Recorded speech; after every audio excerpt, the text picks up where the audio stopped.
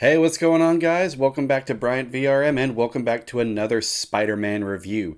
Today we're going to be focusing on Marc Webbs' 2014 sequel to The Amazing Spider-Man, The Amazing Spider-Man 2. Now, before I begin, as always, if you have not yet checked out my previous Spider-Man film reviews, I'll provide links down in the description below.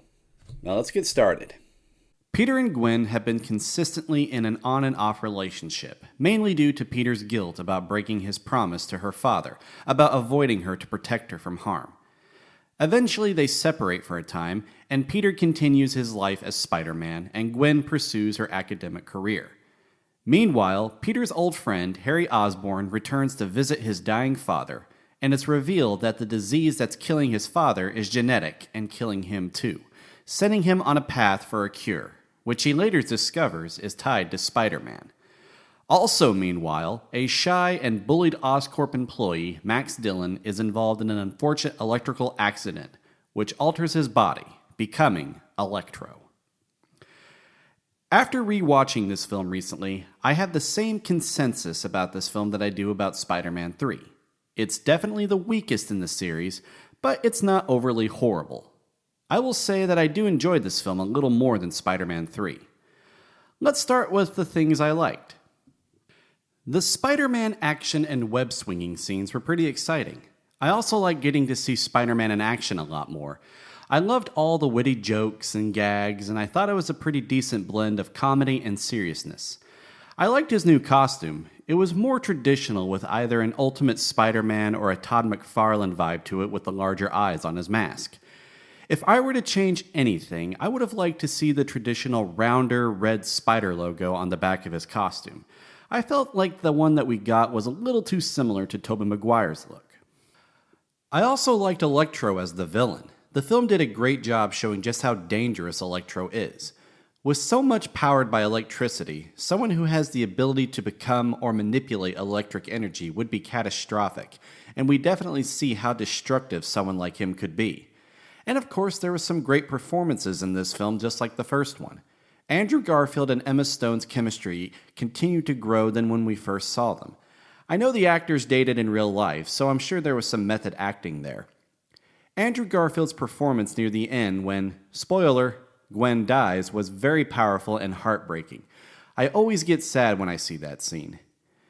Jamie Foxx's performance as Electro was very good and very relatable in ways. He decently portrayed the role of just an average working stiff who takes crap from his boss and subconsciously wishes he could stand up for himself and his hero. I also found his performance very sympathetic because his character is very lonely and bullied, and that he obsesses over Spider-Man because he both saved his life and treated him kindly, and was a little sad when he felt that both the world and his hero turned on him due to a misunderstanding. Unfortunately, I wasn't a fan of Dane DeHaan's performance as the Green Goblin. I've seen him in other films, and he's a decent actor, so it could have been a script or director thing, but I found his performance a little awkward and over the top. Now on to some of the things I didn't care for. There was quite a bit happening in the film due to an abundance of subplots. While we see Peter maintain his life as Spider-Man, we also see him keep an eye on Gwen, which got weird a time or two. We also see Peter try to catch up with his friend Harry Osborn, while at the same time we see Harry Osborn deal with his disease and maintain his father's company. We see Peter try to help Harry as both Parker and Spider-Man. We see Gwen pursue her college programs, which could potentially further dampen her and Peter's relationship. We see the business with Electro, and of course we see Peter further pursue answers about his parents.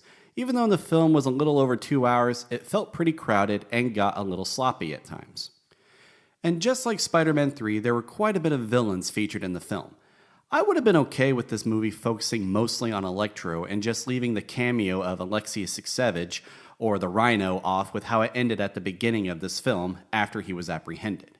But just like Eddie Brock/Venom, I didn't think Harry becoming the Green Goblin was necessary for this film.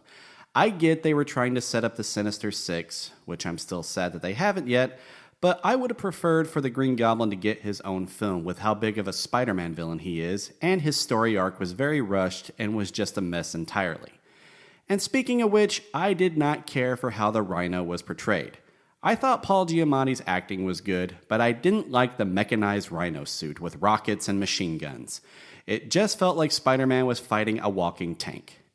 The final fight between Spider-Man and Electro was okay. I thought the effects were pretty cool and exciting, but also got very cartoonish very quickly when Electro bounced off the towers playing the Itsy Bitsy Spider song. That took me out of the film completely.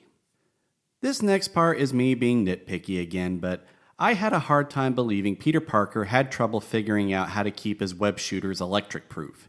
Peter Parker is supposed to be a scientific genius, and in this film we see him figure out how to fix his web shooters because of Gwen's help and a YouTube video.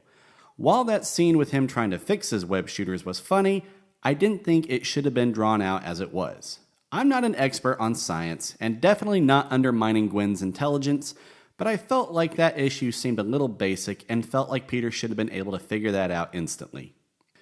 Now, unless you're just in the mood to watch it, I would recommend maybe skipping this one. Again, I enjoyed it more than Spider-Man 3, but still, it's pretty disappointing overall.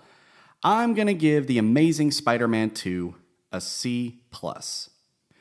Hey, thanks so much everyone for checking out this review. As always, I hope that you enjoyed it, and if you did, please be sure to hit that like button, and please consider subscribing to my channel if you'd like to stay updated for more of my content if you're enjoying it. Please be sure to stay tuned for my next Spider-Man film review, Spider-Man Homecoming. Thanks so much again, everyone, and have a great one.